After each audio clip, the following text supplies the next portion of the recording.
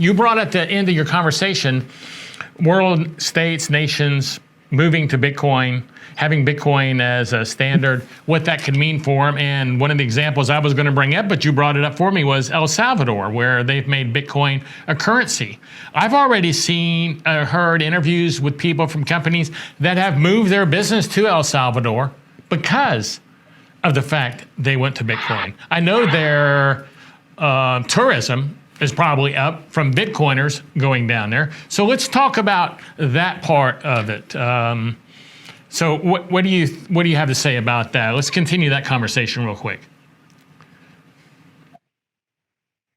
Well, it appears that people are moving down to El Salvador because they know that when they do business there in Bitcoin, working with this database, that they're not going to be molested by anybody or forced to go through any kind of absurd hoops, and they can serve the entire world from that country. And the side effects of that are going to be several. First of all the property prices in El Salvador are going to go through the ceiling as everybody with any kind of money or interest in doing business moves down there to get away from being preyed upon. And that means also that the taxes going through that country, because people who do business there will be paying taxes, corporate taxes, that means they are going to have a windfall of monies to improve infrastructure there. And you're going to get into a virtuous cycle there, a virtuous feedback loop where the country continues to grow economically exponentially as Bitcoin from all over the world flows through there and out to other places. And of course, that money is going to be taken from other people and go through El Salvador. So let's say that you're in a country where they decided to, an EU country where they decided that unhosted Bitcoin wallets, of which there's no such thing, are not legal. All of those people in Germany, Netherlands, you name it, they're all going to be using Bitcoin services, and they're going to be based in countries like El Salvador, which are free countries. And when you pay for the services of those wallets, the companies in El Salvador are going to be making the money. So what we're going to see is a situation similar to the way that the fiat dollar is in every single country, and one country is issuing it, with one country absorbing all the Bitcoin entrepreneurs.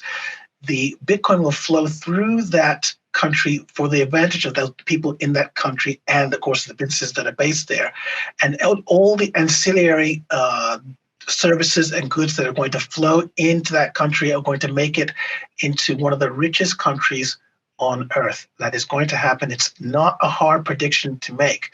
So if you were the leader of a rival country and you didn't want El Salvador to take that role as the leading nation on earth for Bitcoin businesses, which is going to be the business of money on the internet, then you would do anything you could to stop it from happening. Now, there are two choices to stop this from happening. And one, we know that the previous administrations of the American government is very good at. It's called assassination. They would assassinate and they would do regime change and all this other illegitimate, anti-American, unconstitutional stuff. Or they can make it easy to do Bitcoin business in the United States. And unfortunately, New York, with its BIT license, seems to be the way that America wants to try and play this game. And that's a losing way to play this game. People do not think of New York as the go-to place to incorporate a new business to do with Bitcoin.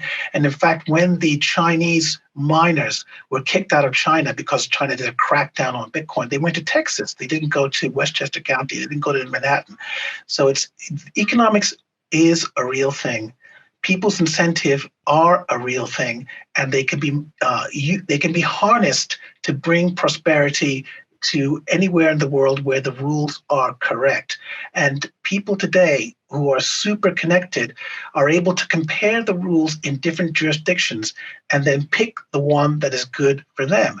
And with something like software, which doesn't actually require hardware to be in a single place, you can incorporate a software business literally anywhere and then run it from anywhere. So since Bitcoin is only software and not money, these businesses can be very creative, very flexible in the jurisdictions that they choose to operate in, avoiding predation, avoiding the anti-Bitcoin forces of the so-called democracies that are killing Bitcoin businesses in the West. So it's very encouraging that the El Salvadoran government is being so forward-looking and with the interest of its people uppermost. That's actually what at the root of this. They're forward-looking and they have the best interests of the El Salvadoran people uppermost in their minds.